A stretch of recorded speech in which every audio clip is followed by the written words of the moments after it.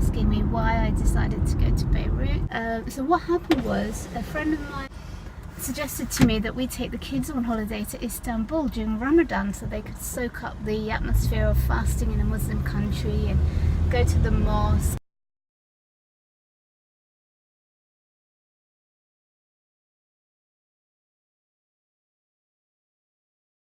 And have an open iftar together all outside. I love this idea because as soon as she said Istanbul, it just conjured up memories in my mind of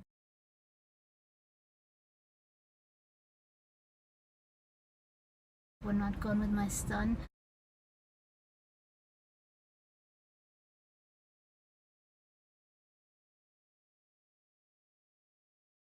A few years before, and we'd sat by the riverside at Lebanon,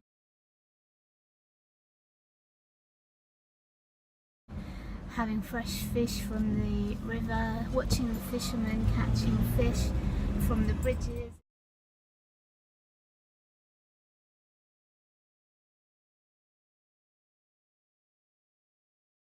And the crazy thrill seekers who were jumping off from the bridge and diving straight down into the river. And it's a really busy shipping area, so these crazy guys just diving straight in from the bridges.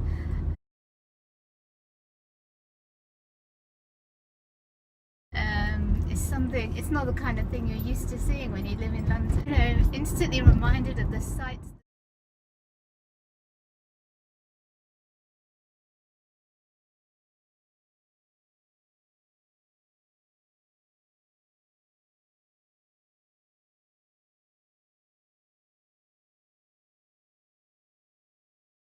The smells, the sound of the adhan at prayer time.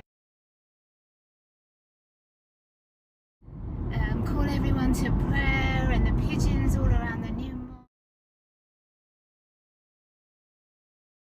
mosque. And so I was immediately ready to get on the plane and go to Istanbul. I love Istanbul. Unfortunately, she didn't end up being able to go due to change in her circumstances. So I really need to go somewhere. I need to leave the UK and travel. And so I called up British Airways, planning to exchange some air miles, and came off the phone with 2 non-refundable tickets to Beirut. And why Beirut, you might ask? I used to work for a Lebanese guy who he was born in Lebanon at the time of the Civil War.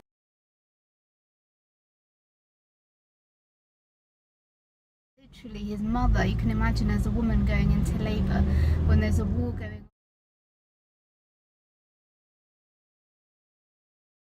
on. In the night, what happened was she had to call this doctor, and his name was Dr. Hani, and he came to her aid and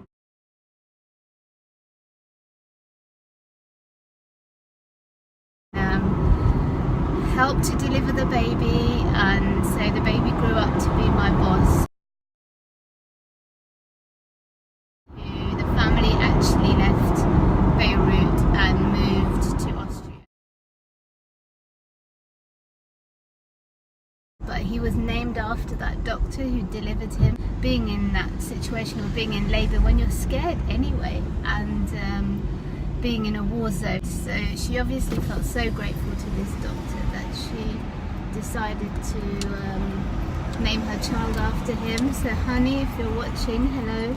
And so he used to tell me stories about Beirut, and it just sparked my curiosity. I remember when I was having my wisdom teeth taken out, and he told me a story about how people in Beirut, if they need to have surgery for a medical reason, they get a few plastic surgery procedures done at the same time.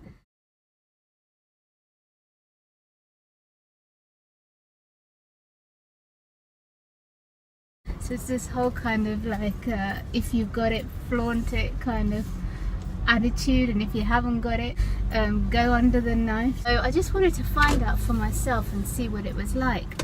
I did not expect the reaction that I got when I told people, oh my god, You're crazy. You're going to Beirut on your own with a child as a single woman.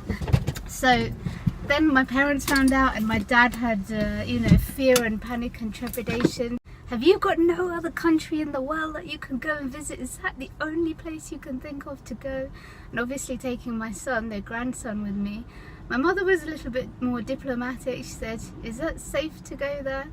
Even a friend of mine who's been on adventures to India and Africa and all different places around the world, the first response was, sorry to be boring, but have you checked the FCO, Foreign Office advice about travelling there?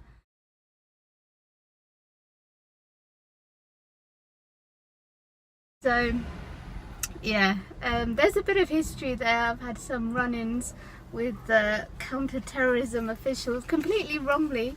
I'm not an extremist of any sort, but under their prevent program, anyone can get caught up in this stuff. Why they had some additional concerns, particularly about me and my son, but that's a separate story. So I thought, okay, what can I do to allay their fears a little bit, and the ones that they had created in my mind. And so I googled travel insurance Lebanon and bought a travel insurance policy, thinking, okay, at least I've got that, and packed my bags, and then we left.